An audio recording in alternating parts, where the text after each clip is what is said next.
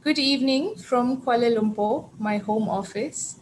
My name is Vidya, and I'm the project officer for the Gender and Health Hub at UNU-IIGH.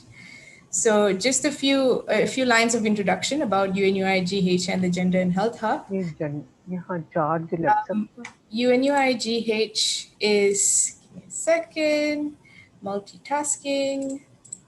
UNU-IIGH is a designated UN think tank on global health, and we serve as a policy translation hub for UN member states, agencies, and programs. The Gender and Health Hub is coordinated by UNU-IIGH, and the hub is a unique global platform established to consolidate policy-relevant evidence on gender integration in health policies and programs. And we aim to bridge the gap between knowledge, policy, and action. A couple of housekeeping notes before we start. Webinar, we've set it up in a webinar format, and that means there's a one-way audio and video. Please do log your questions in the Q&A section for the panelists if you have any questions, and the Q&A section is at the bottom of your screen. We will reserve chat for comments and, saying hello and informal chat, and I'll keep putting information on chat as we go through the session today. Today we have 3 fantastic panelists, 1 fantastic moderator, and an amazing conversation waiting to happen. And before we start, I thought I could just give you an outline of how we see this session happening today. So we have the moderator would start with an introduction, and then we have 1 short presentation, and we will dive straight into discussions and conversation. So to introduce our fantastic moderator today, we have Emma Feeney, and Emma directs the Global Advocacy and Policy Engagement program at the George Institute for Global Health. And the George Institute for Global Health is a leading health and medical research institute with major centers in India, China, Australia, and the UK. The programs help drive the impact of the Institute's research into the prevention and treatment of NCDs and injuries. Emma currently co-chairs the World Health Organization's NCD Lab on Women and Girls, a new platform to identify cross-cutting initiatives that can address the global burden of NCDs and mental health conditions.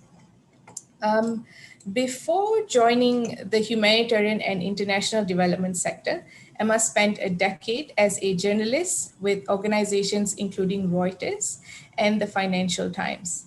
She has an MA in the Social Anthropology of Development from the School of Oriental and African Studies in London. That's enough from me. I am handing it over to Emma. Emma, the floor is all yours. Thank you very much, Vidya, and thank you everyone for joining. It's great to have you with us. And I would also like to say a big thank you to the Gender and Health Hub team for inviting me to moderate this webinar. I'm delighted to be here, and I'm really looking forward to the conversation. So this webinar brings together 3 speakers who will be sharing a fantastic range of experience as we try to answer the question of how we can create more gender equitable, contextualized tobacco control responses. And this is a really timely and important question. It's important to say at the outset that rates of tobacco use and the associated burden of disease are much higher among men than among women. So we want to make that really clear.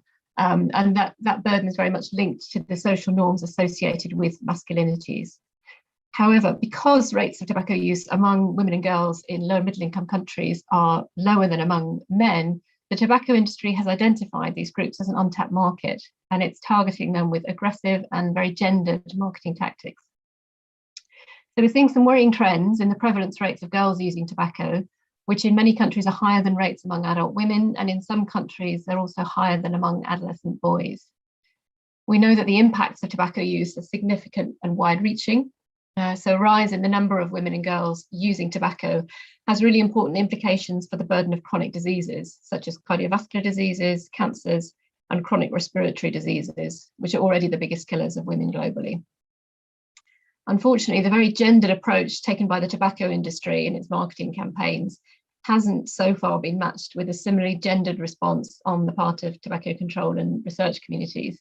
And it's really critically important that we approach tobacco control from a comprehensively gendered perspective. So this webinar will focus on exploring what can be done with the evidence we have and how we can design tobacco control efforts to be more effective in order to improve the health and well-being of women, girls, and other marginalised groups. So at this point, I'd like to introduce the first of our fantastic speakers, who is Dr. Meera Aghi.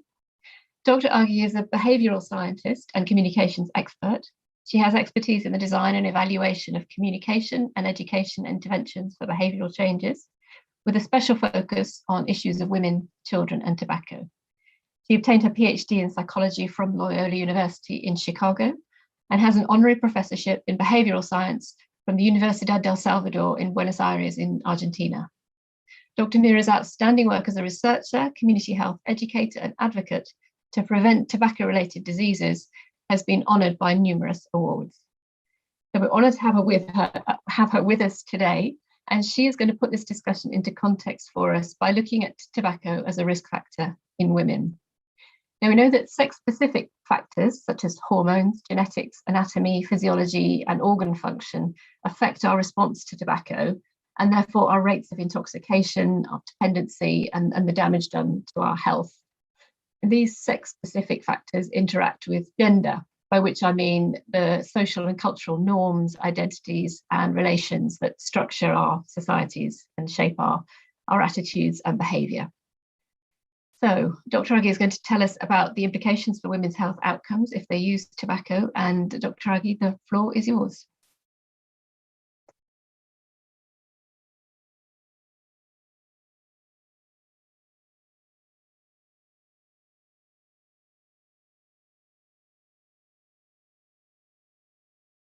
I'm sorry, it appears Dr. Meera is still muted.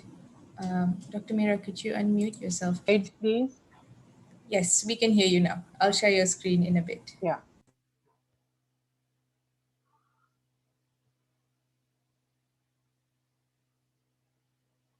Now, since the time is so short for everyone, I will just present my slide and say that the risk among women are unique as well as higher.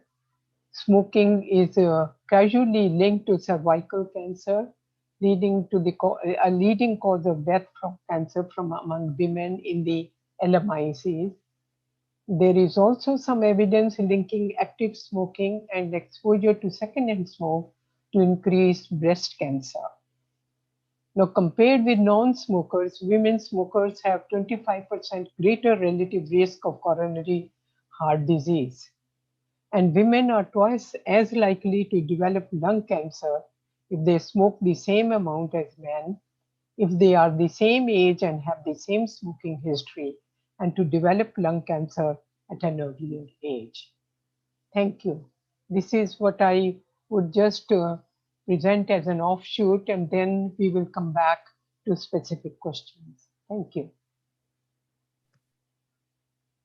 Thanks so much, Dr. Meera. And I think that's a really important point to make at the start, and really emphasising the sex differences that we're just learning about now in many cases, in terms of the differences in the impact these risk factors can have for all number of different diseases, and how we really need much more evidence about the differences between men and women and how they're affected. So thanks very much for introducing the discussion in that way. I have a couple of other points, but I'll make them later after the others are presented. Okay, thank you. That's great. I'll come back to you for the first question shortly. But perhaps at this point, I will introduce our second speaker, who is Dorcas Kiptui. Ms. Kiptui is head of the Tobacco Control Division at the Ministry of Health in Kenya, having previously worked as a clinical officer at subnational level. She has a bachelor's degree in community health and development and is currently undertaking a master's in public health at the Royal Tropical Institute in the Netherlands, as well as a postgraduate diploma in health promotion with the Public Health Institute of India. Ms. Kiptui has 17 years experience in tobacco control from national level to global level, She believes in community empowerment and was one of the architects of a strong tobacco control movement in Kenya and in Africa. Great to have you with us, Dorcas. Thank you for joining.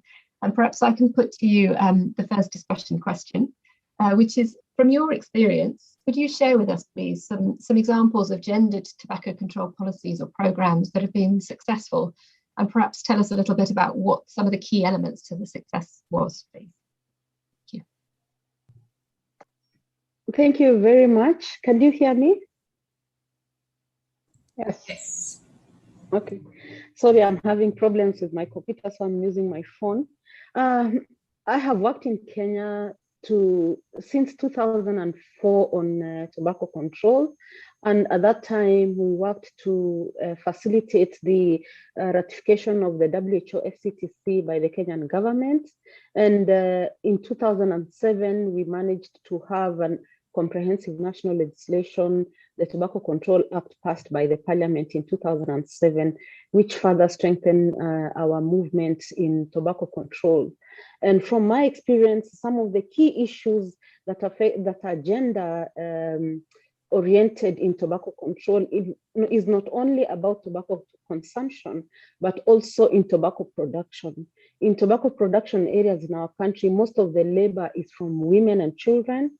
And when you visit these areas, children don't go to school, the families live in poverty, and there is an ending debt with the tobacco industry. And when the family goes through such challenges, there are very many social ills in the household.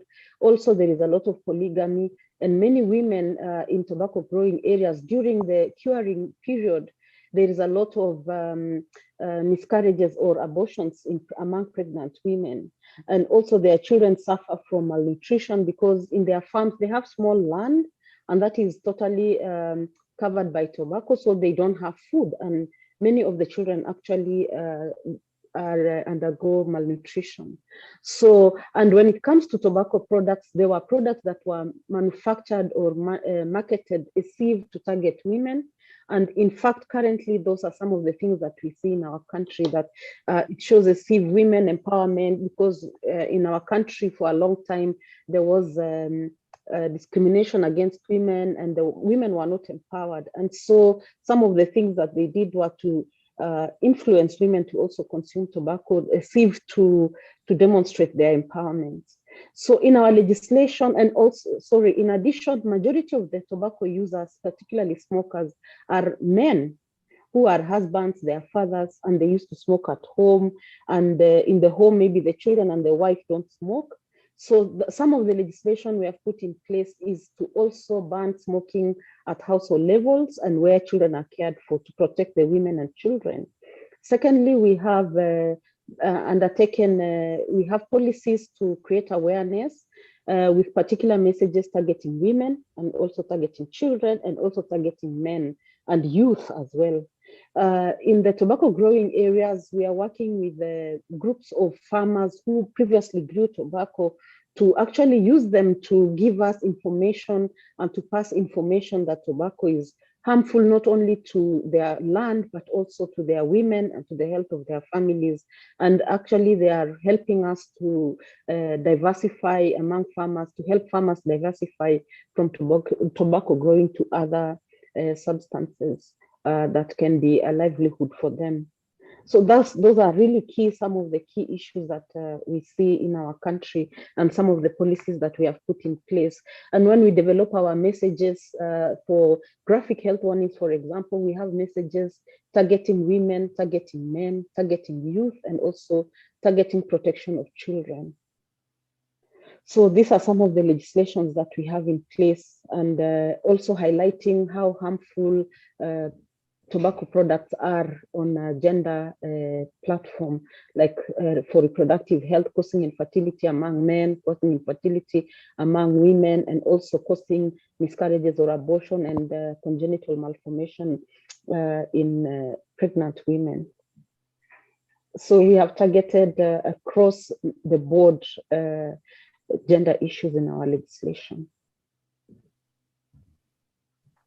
Thank you very much, Dorcas. That's a really good reminder of the many different issues around tobacco and women, not just about consumption, but about how they're affected by secondhand smoke, for example, or issues to do with tobacco production. And I was really interested that you've been creating targeted messaging specifically for women to counteract the tobacco industry's narratives around associating tobacco with women's empowerment and freedom, which we've seen them use all over the world very effectively. And I just wondered if you could tell us a little bit more about how you've targeted those messages at women specifically, and what sort of narratives you've been using there.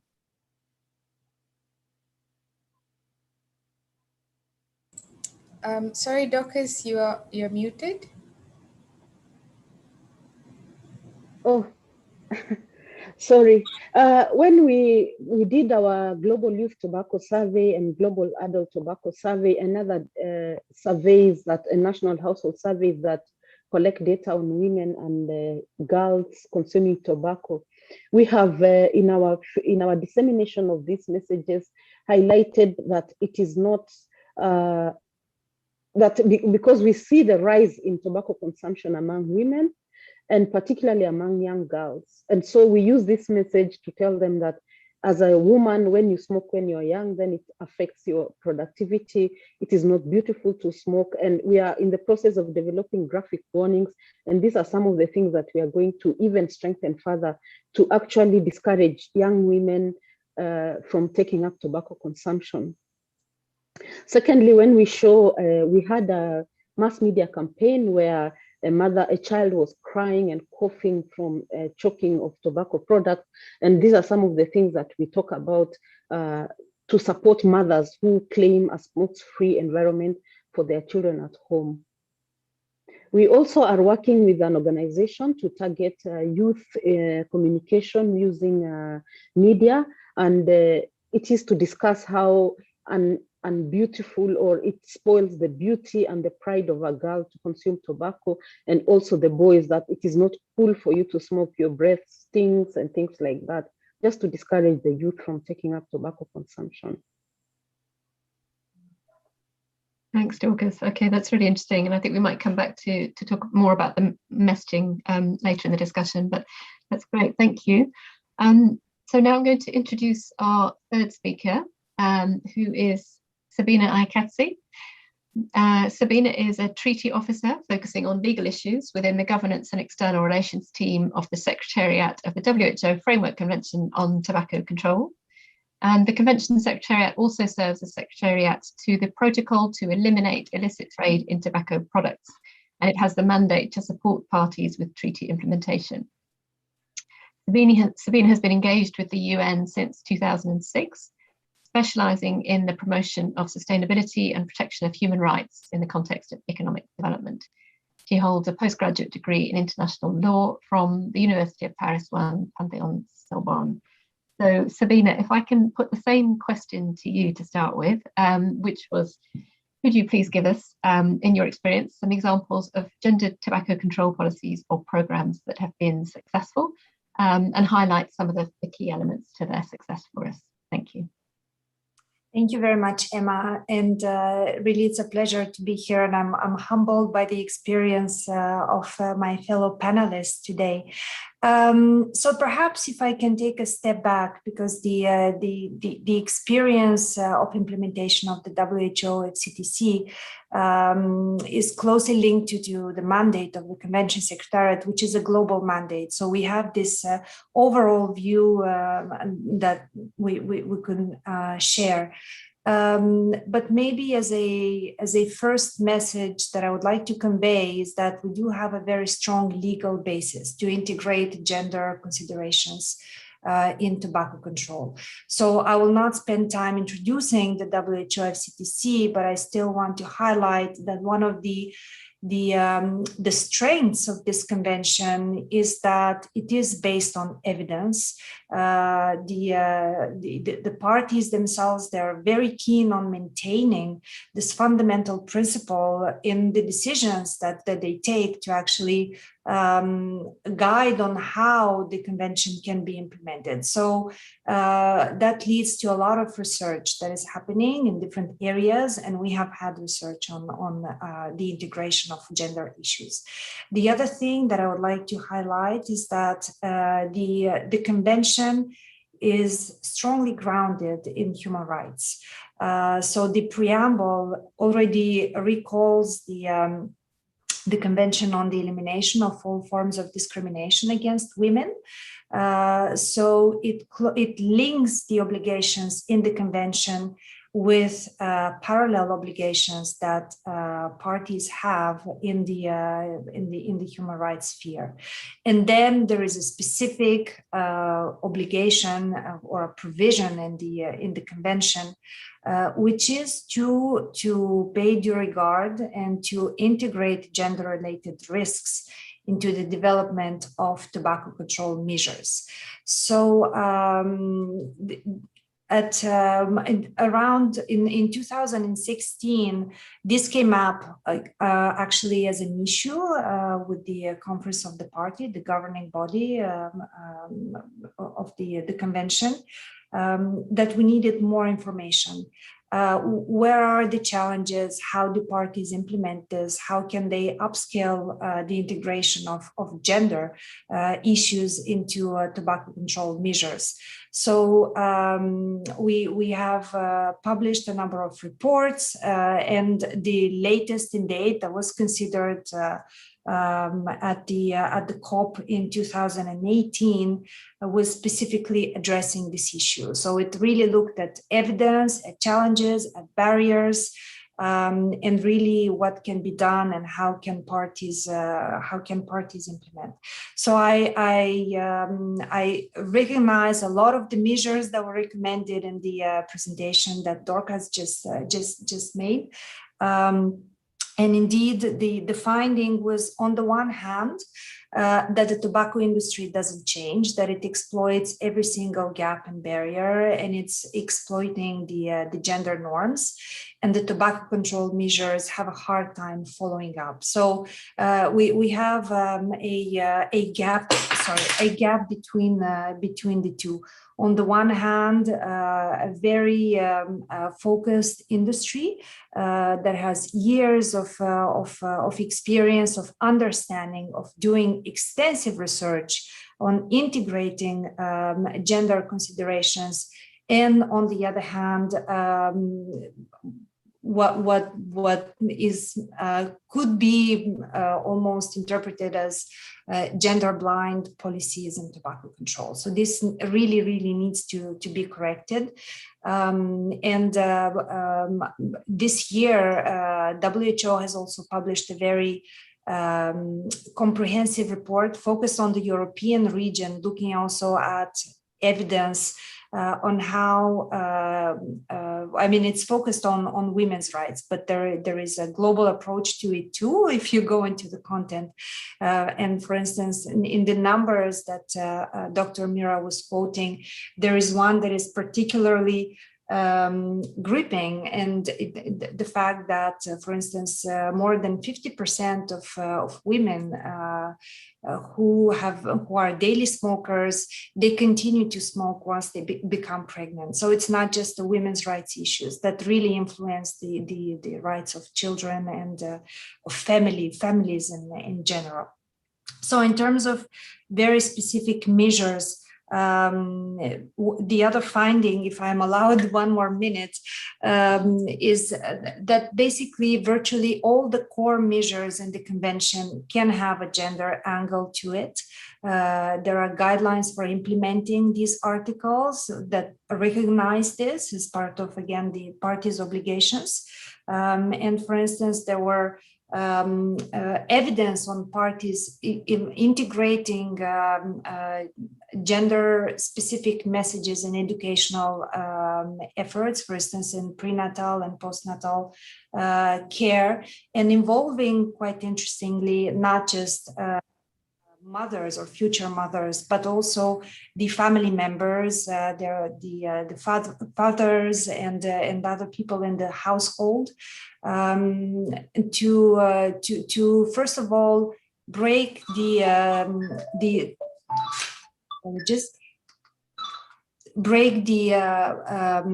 trend of negative or stereotype messages, and rather turn it into a very positive, that, you know, and to help also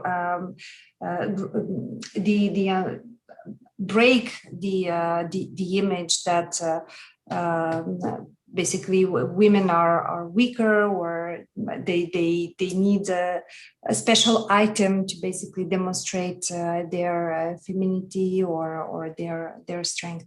So similarly, measures related to taxes, raising taxes, integrating women leaders in this in financial programs, and also earmarking the earnings to gender specific programs, different behavioral programs as well, also starting from schools, targeting girls. These are the type of measures that could be applied. So maybe I will stop here. I do not want to take more time, but I'm happy to come in later with more information.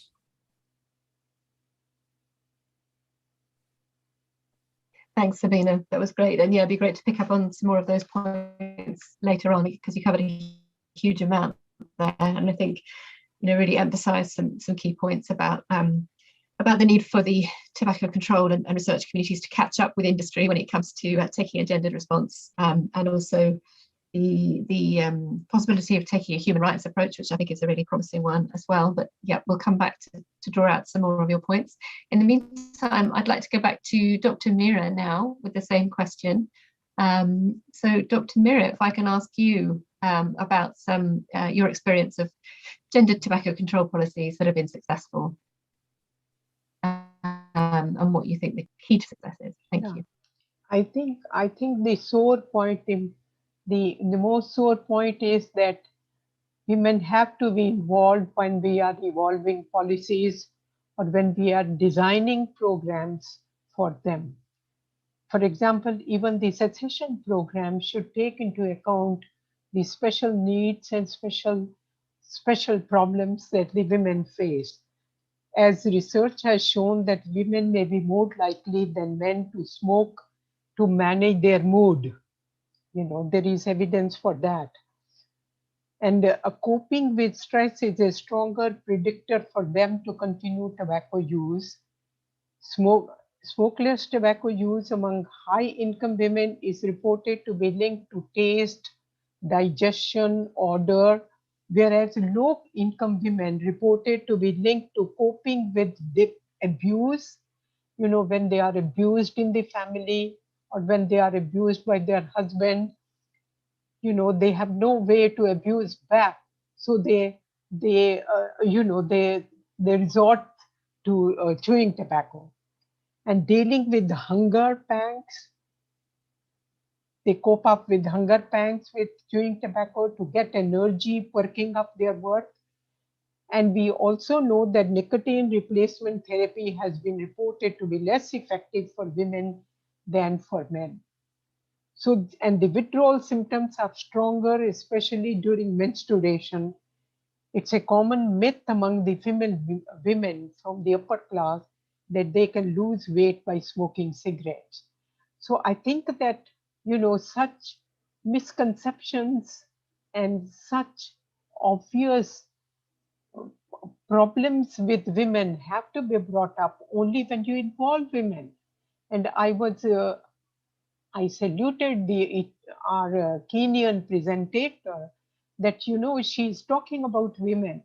She's talking about in their program, they are talking specifically about women and pointing out their problems. And unless we know their problems, it's very difficult to solve them. It's very difficult to pay any attention to them, because when you always put them under the rug, it is very difficult to solve the problem. So I think when anything comes up, we have to focus on that, and the decisions have to be made on that. And the policy decision should be considered by involving women from all strata of society, not just women in the decision-making power, because their problems are very different from the problems of the poor women. Thank you. Very much, Dr. Mira.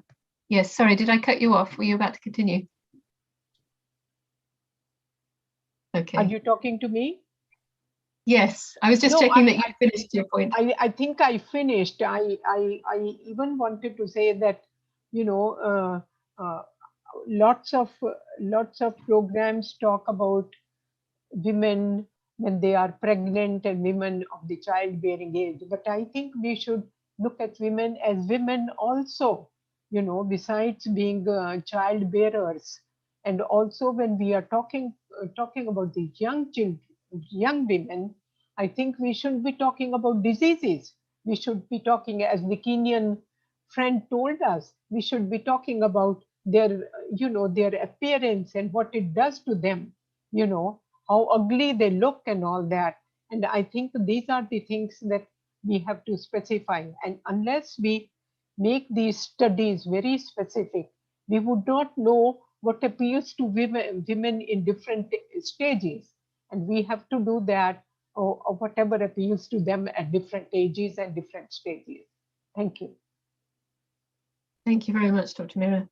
Yeah, I think really good point about emphasizing that we need to understand the issues much better. We need a lot more evidence around how women are affected and how tobacco intersects with other aspects of their lives. But also you make a really important point about needing to ensure that women at all levels are involved in terms of making decisions around this.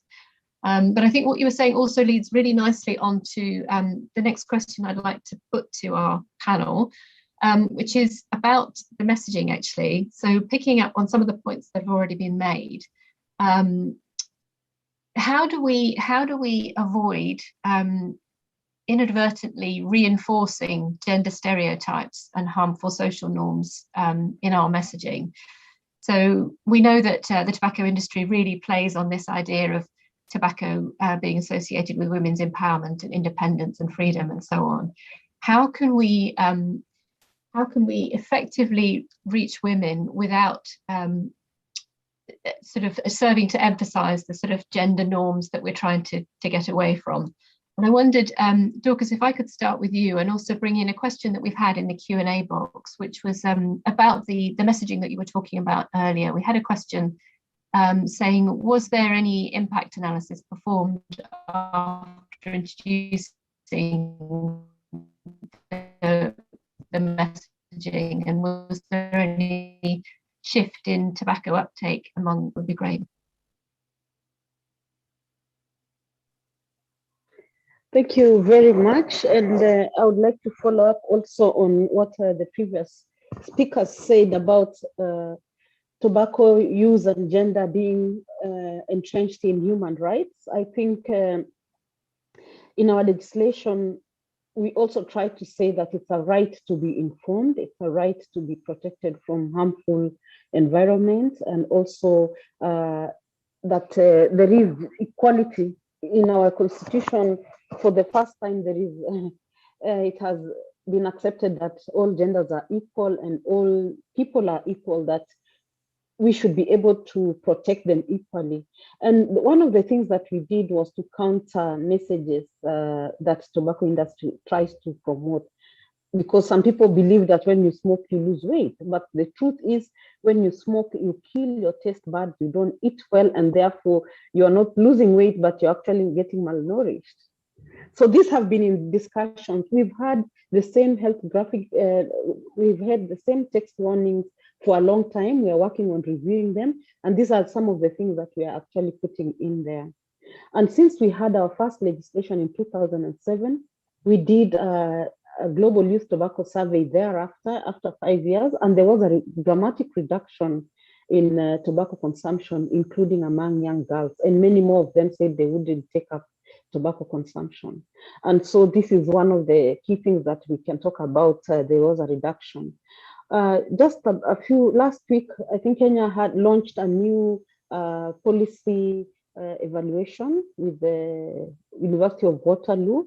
Unfortunately, I've not been able to get access to look at they just finalized, I think they're launching it soon, but I have not been able to look at the findings that were there. But sincerely speaking, even when you go out in Kenya now to look, there is a negative connotation to anybody who smokes in public. So even people can claim their smoke-free space, especially women can tell if it's their partner or men around them, they say, no, you can't smoke near me because it has effects on me, or they can protect other children. Women who have children in a public place say, you cannot harm my children. So they are in further even protecting other people besides themselves. So creating awareness about and countering messages that have been out there is to actually demystify the narrative that the tobacco industry is trying to drive. Sometimes we see products that are manufactured in the colors of pink, for example, and pink generally globally is associated with feminine gender. So when we highlight that actually it is manufactured to entice you, to help you identify it as a feminine product, then you have to be aware that it is targeting you and it is harmful to you as a woman. So some of these things we pick based on what is available in our situation. Unfortunately, one of the key things that actually is lacking in some of our policies, I think there is very little studies on tobacco and gender in Africa or in Kenya, for example, to document actually what makes women and girls unique. But I think also taking into consideration that our culture in Africa and in Kenya is that women are already discriminated against, or they are looked at in many aspects as a smaller, a less powerful gender. We give them power to claim their space with law. And we say that you can claim your space and the law will protect you. So sometimes it empowers them to claim, and the men cannot intimidate them on that note.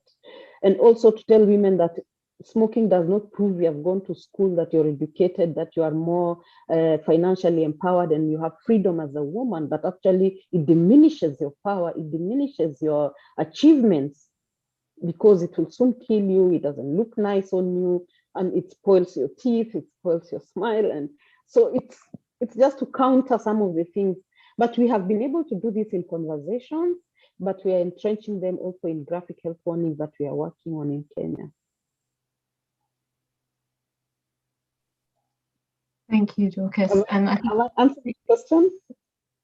yes, no, that's great. And I'm particularly interested to hear about your work with women and girls to help them understand how they're being targeted by industry, and to get a better sense of how marketing works, and empowering them in that way to perhaps, I mean, not just in relation to tobacco, but in general. And I think it's a really promising approach, this sort of looking at increasing gender equity while tackling the issue of tobacco use. So thank you very much for that. Sabina, could I come to you with the same question around how we can avoid reinforcing gender stereotypes through our efforts to prevent women and girls from taking up smoking? Yes, thank you. And I really would like to fully back and emphasize the message that information is key. The tactics of the tobacco industry are extremely targeted. They're very, in a way, direct, but there isn't a counter response and there isn't an understanding. And the awareness raising element, I think, is the first one, to explain the different strategies. Currently, one of the biggest challenges are also the novel and emerging tobacco products. And this is something that parties are struggling with, to regulate behavior of the tobacco industry, but is a very lucrative, it's the new market where the old strategies of the tobacco industry are used, and they really play on this element on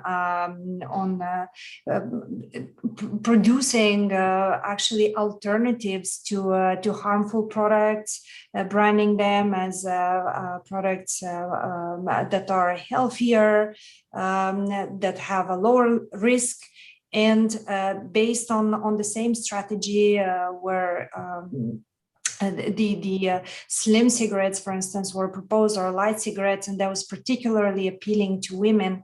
Well, we have the same problem now with this new category of products that are less regulated.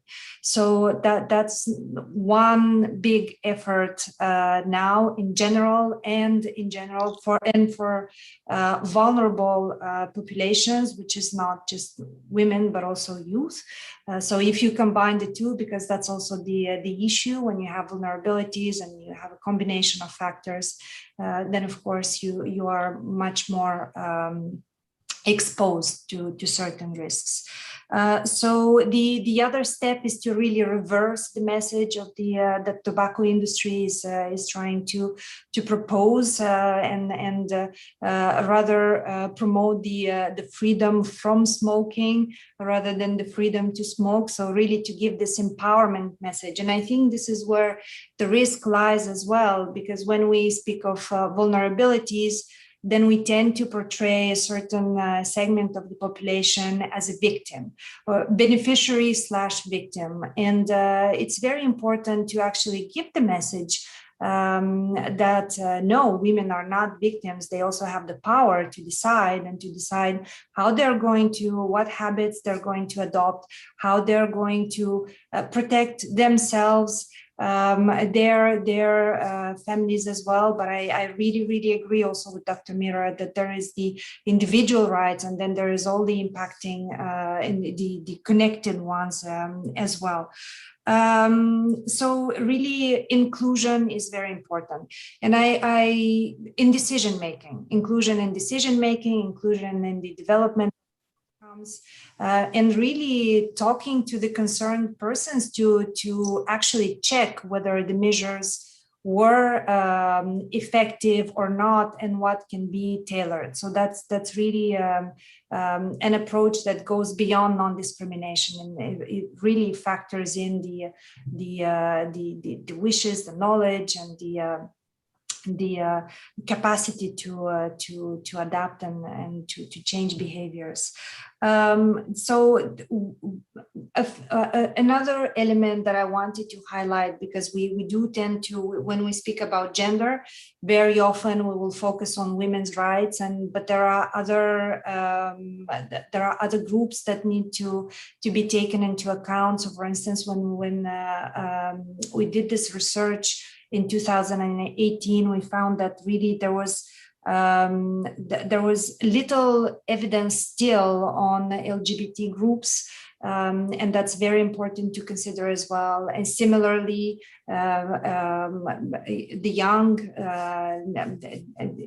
youth crossed with LGBT factors, that's something that is even less studied and even less addressed.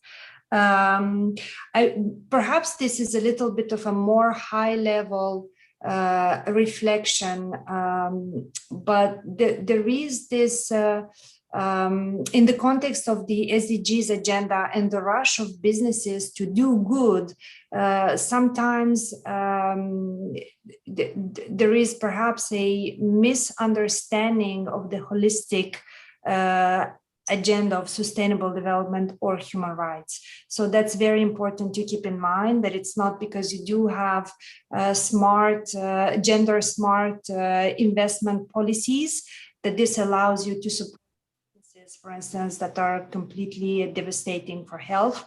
And in the tobacco industry, one message that is not yet clear, and I think we can get better at it, is that there cannot be corporate social responsibility by the tobacco industry, and that's another tactic, let's say, where doing good for women is something that is simply a manipulative approach of the tobacco industry. But there is a very clear recognition in the guidelines for implementation of the convention that the corporate social responsibility of tobacco is essentially promotion, advertisement, and marketing, that it should be banned or regulated. and that there is really a fundamental conflict between CSR by the industry, be it for children's rights, women's rights, and public health interests.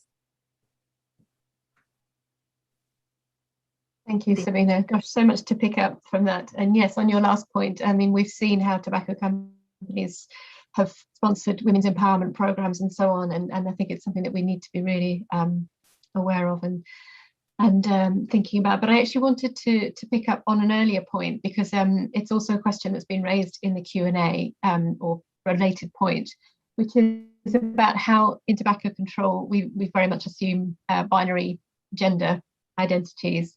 And we know, I think, as you were saying, in terms of sexual orientation, but I think also with gender minorities, we know that rates of smoking are high. Is there any, can you tell us about any policies or programs to make tobacco initiatives more inclusive that you're aware of? Anything you could tell us about that? Sorry to put you on the spot. No. That's what we're here for. No, for the for policies that are specific on the LGBT, like I said, there are very few. There is very few research, and it's actually one area where there should be more. And generally, these will be addressed. And it's not actually an easy conversation to have also with parties, because sometimes it's very, very ingrained in cultural context, and how this is seen also in different domestic context, let's say. So the most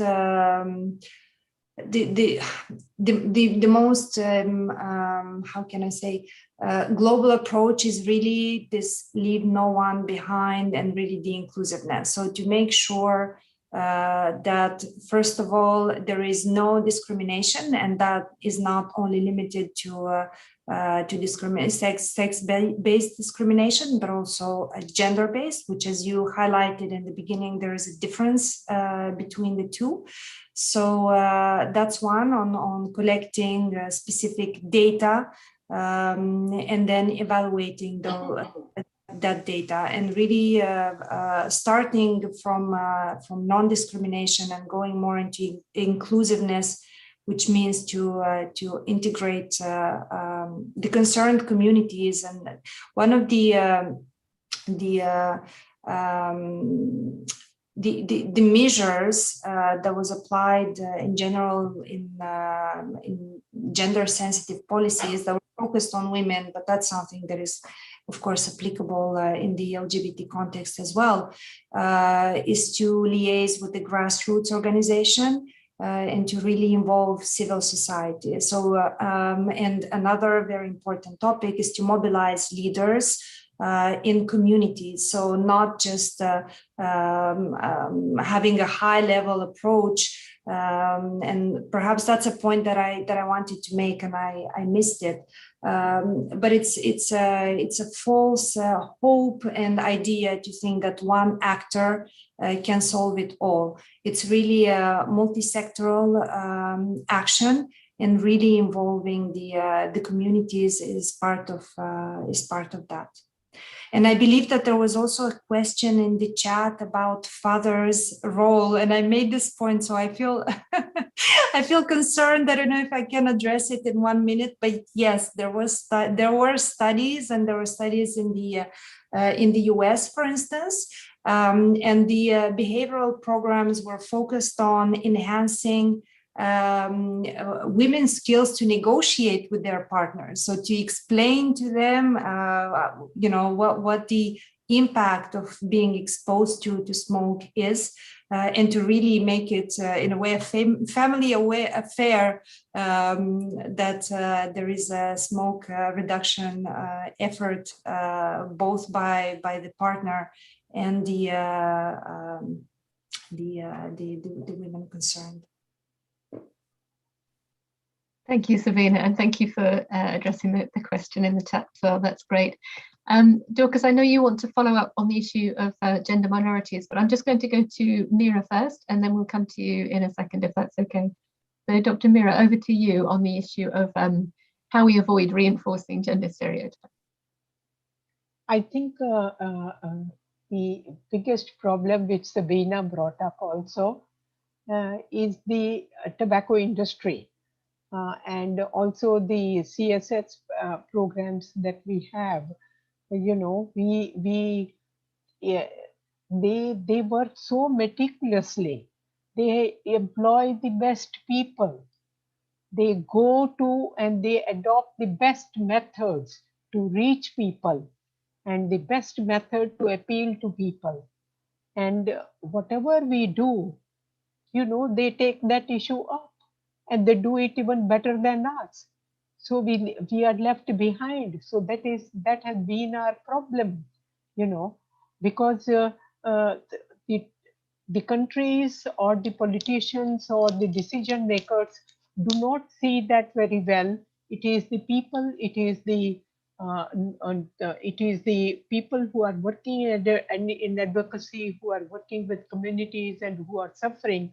They are the one who see what the tobacco industry is doing.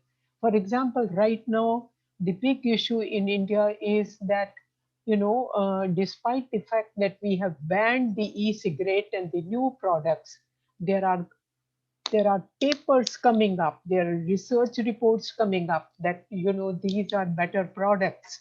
And this is repeating all over again. We know that they have said that these are better products, and we know that they are less harmful, but at the same time, they are not harmless. In India, we are not considered with less harmful products. At least this is our policy, that we are not considered the less harmful products. We do not want any harm. We want to eliminate any harm. So I think that, you know, the best strategy that I see it is doing away with tobacco, you know, because it's very difficult. It's very difficult. Till we do that, the tobacco industry is going to come back to people in some form or the other, and they will make a bigger impact than we do. We try our best, but they have the best resources. They have the best people. They have the best strategies. So they become more successful than us. And we have to do something about it. And we call upon the FCTC to help us in this sense. Thank you.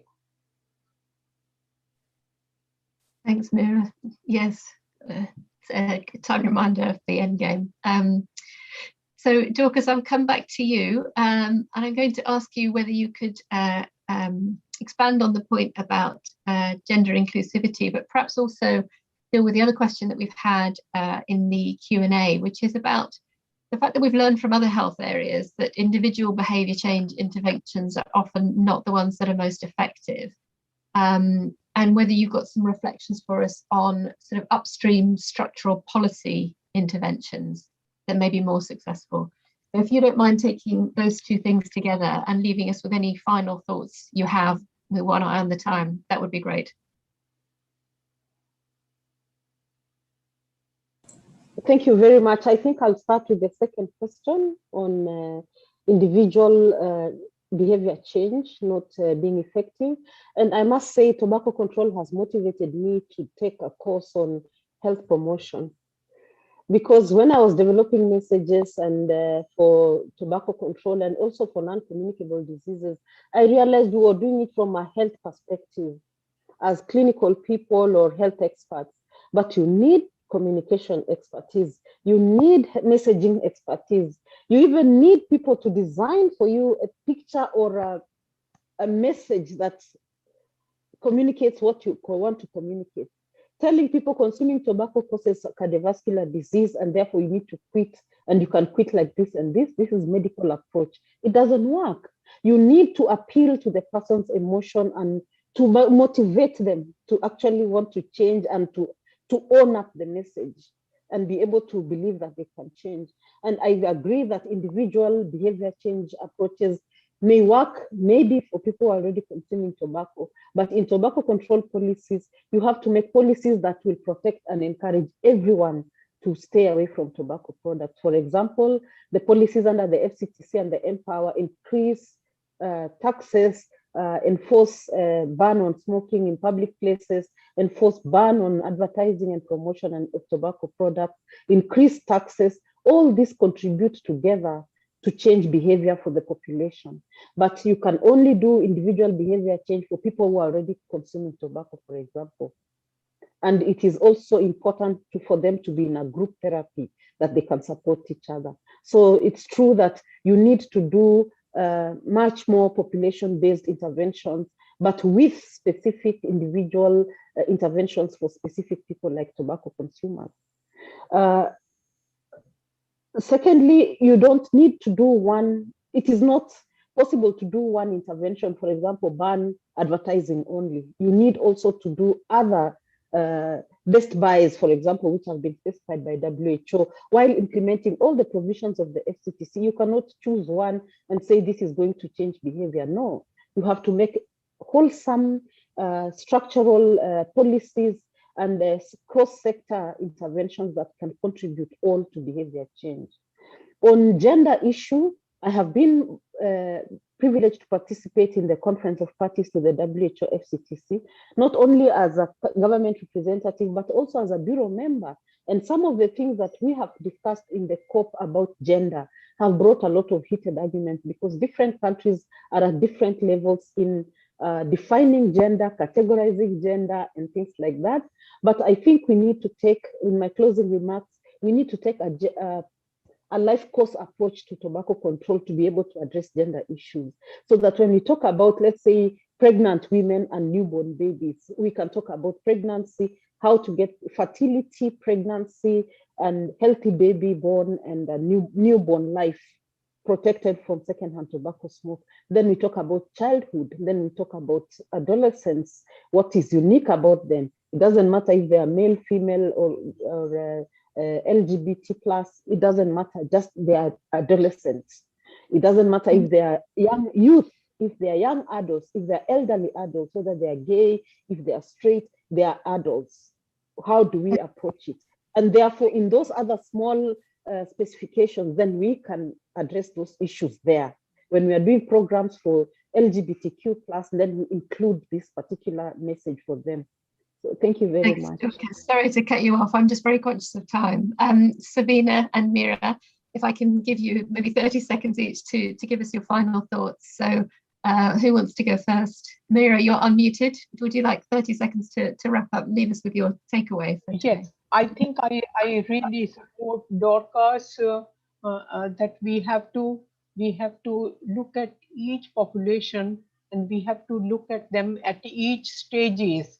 We cannot have a message for everyone, the same message for everyone. And you know, I appreciate what she has said, that you know, she took the course in health promotion, and that is what health promotion will teach you, that you have to, how different populations are different and how do you need to approach them. Thank you. By any means, when we talk about gender and when we talk about women, and we talk about putting focus on women, we do not want to eliminate men, because they are the ones who have to understand how to deal with women. You know, yeah, absolutely, yeah. When we ban when we introduce a policy of no smoking in public places, you know, they have to understand why this policy is being introduced. Even though they are in the focus, but they have to really understand we are not attacking them. We are helping them to understand that this is harming women, this is harming other men who are not smoking. This is harming children, so we do not want them to smoke. Thank you. Yeah, thank you so much, Mira. And again, sorry to cut you off. Sabina, final word to you quickly. Thank you. I will be indeed very brief because, first of all, I agree with the conclusions of Dr. Mira and Dorcas. I will just emphasize that the convention is there and it really provides the basis. And I fully want to, again, make the point about the comprehensive approach to implementing the convention. that's really, there is a holistic implementation expectation from parties. It's not one measure here, one measure there. There is a progressive implementation, but it's a holistic one. And the gender specific issue is a cross-cutting issue. So it's all the provisions have to be implemented. They have to reach the entire population. And then there is the additional effect of considering where vulnerabilities are and addressing those gaps. And my final point is about the value of linking implementation to human rights instruments in very pragmatic terms, not just philosophical, but really liaising with UN human rights treaties that recall the convention, and the same. All individuals, everyone have their human rights, and then there is on top of that, of course, the specific protections for those categories of the populations that are more vulnerable and are at risk.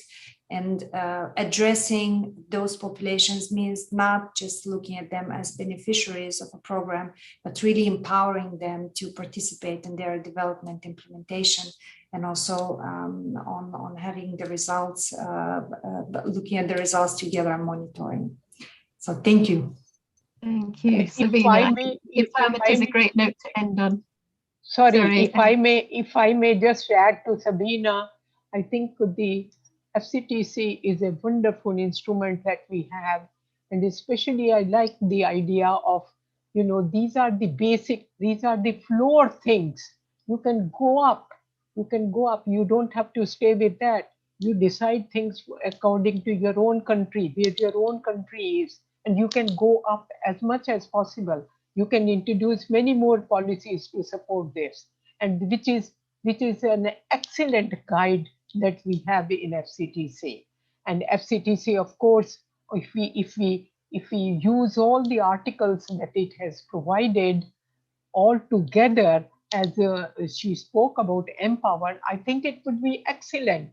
But the thing is that, you know, the parties have to agree. The parties have to agree to all these things. So you cannot just pick and choose. If you pick and choose, then the policy is not going to be comprehensive. It is going to be very distracted. Thank you. Thank you, Dr. Mira, and thank you all of you for your input this afternoon. It's been a really interesting discussion. I've really enjoyed it. Vidya, I'm really sorry about my poor timekeeping. I realised we're a few minutes over. I'll hand back to you to say goodbye to everyone. Thank you.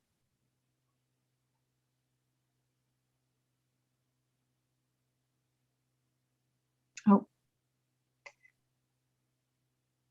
Okay, I think we're going to leave it there by the look of it. So thanks everyone for joining. Thank you, everyone. Bye. Thank you. Thank you. Thank you, Sabina. Thank you, Lucas. Thank you. Thank you, Emma. Thank you, Dr. Mira. Thank you, everybody, for joining. Do sign up to the Gender and Health Hub's mailing list so we can keep you posted. I'll also send you all, in case you want to share it with people who have missed out. And night from KL.